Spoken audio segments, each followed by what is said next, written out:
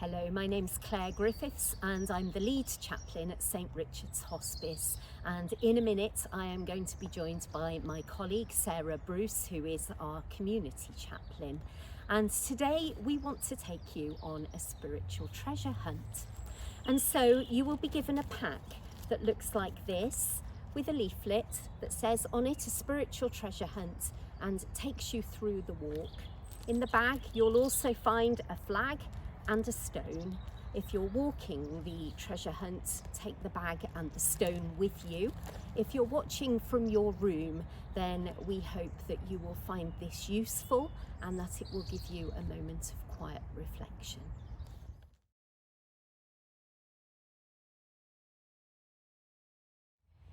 This tree holds leaves that have been placed in memory of loved ones who have died.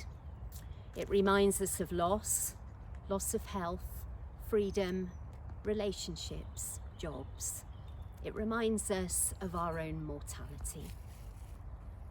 Ophelia from William Shakespeare's Hamlet said, "There's rosemary, that's for remembrance. Pray you, love, remember." There's a rosemary plant in the border by the tree. If you wish, you can pick a piece and take it on your journey. Journey under the plant arches and pause at the pond.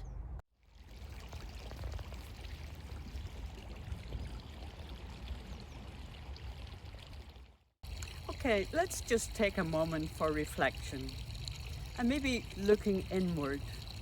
What are the thoughts, the feelings, the sensations that you have in your body? Just taking time to recognize those. And then expanding your awareness to the surroundings. What can you see? What can you hear? And what can you smell?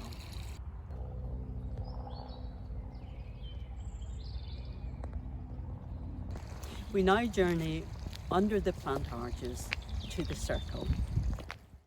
In the booklet you will find a photograph of a place where rubbish has collected. This can happen with our minds too. And so in your bag you'll find a stone, and here you will find a bowl. Place your stone in the bowl as a symbol of laying down your own rubbish or burdens. Journey from the circle along the path by the side of the grass to the family statue.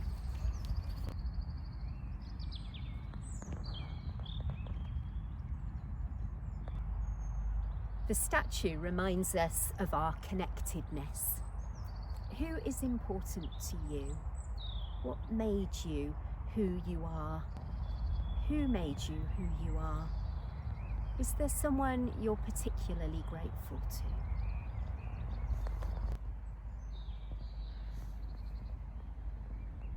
You'll notice from our booklet that we have included a photograph of a sunflower, and this is a reminder how others can help us.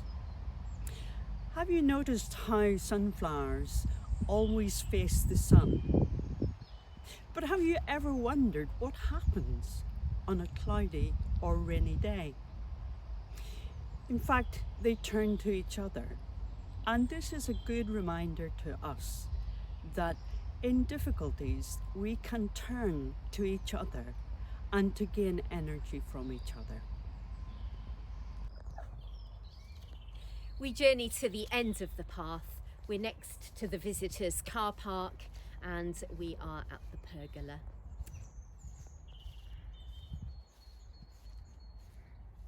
The pergola is a support for plants. Who or what is your support? Do you have a faith or a philosophy in life? If so, you might like to name it out loud or in your heart. Prayer flags are often found in the Himalayas. They're used to bless the surrounding countryside and to promote peace, strength and wisdom. Tibetan Buddhists believe the prayers will be blown by the wind to spread goodwill and compassion. Ours are not Tibetan Buddhist flags, but we have respectfully borrowed the idea from their tradition. You may wish to tie your flag on the line as a symbol of your innermost thoughts and prayers.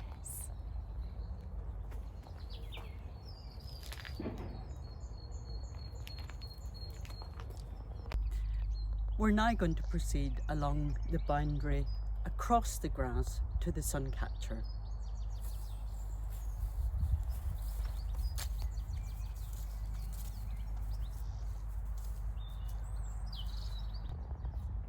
Watch how it works with nature, how it catches the light.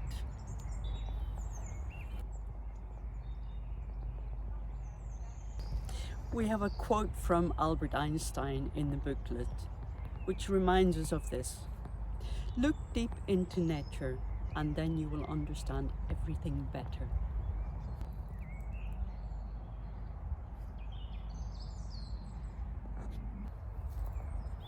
We walk along the boundary hedge to the fire pit in the corner.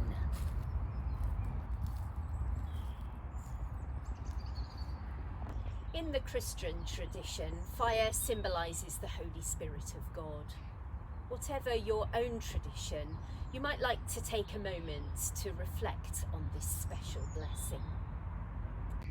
It's called To Come Home to Yourself by John O'Donoghue. May all that is unforgiven in you be released. May your fears yield their deepest tranquillities. May all that is unlived in you blossom into a future graced with love.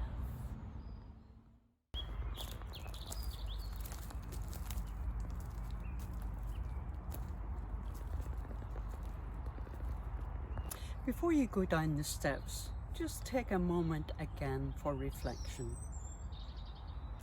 And one way of being still is to be conscious of your breath as it comes into your body. You might be very aware of it as it comes into your mouth or into your nostrils, or maybe with the rise and fall of your shoulders. Just being with yourself, aware of yourself in this moment, accepting of everything as far as is possible.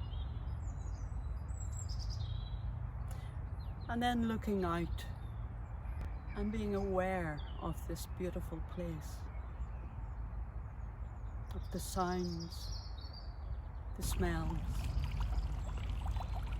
what you can see. I would like to share a quotation from Rainer Maria Rilke. This is what she says: "Have patience with everything unresolved in your heart.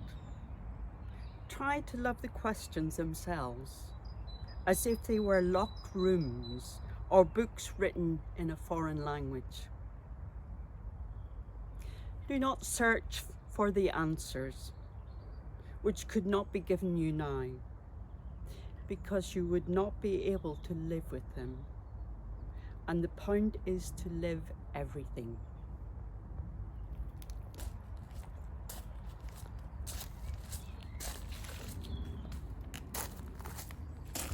We finish where we began, at the Tree of Life. We started by thinking of it as a place of loss. The symbolism of the tree also has a much more positive message. The leaves on a tree die and fall off in the autumn.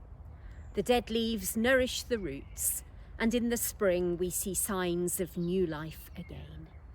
That is the way of the natural world of which we are a part. St. Richard's Hospice uses the snowdrop as a symbol of hope, the first sign of new life when all seems desolate. You may find that you want to finish the walk in the garden here with a prayer. And so I share this from Reinhold Niebuhr. God, grant me the serenity to accept the things that I cannot change, courage to change the things I can, and the wisdom to know the difference. Amen. Please ask for myself, Claire Griffiths, or my colleague Sarah Bruce if your spiritual walk has awakened anything that you would like to talk about. Chaplains are here for everybody, irrespective of their beliefs. Thank you for joining us.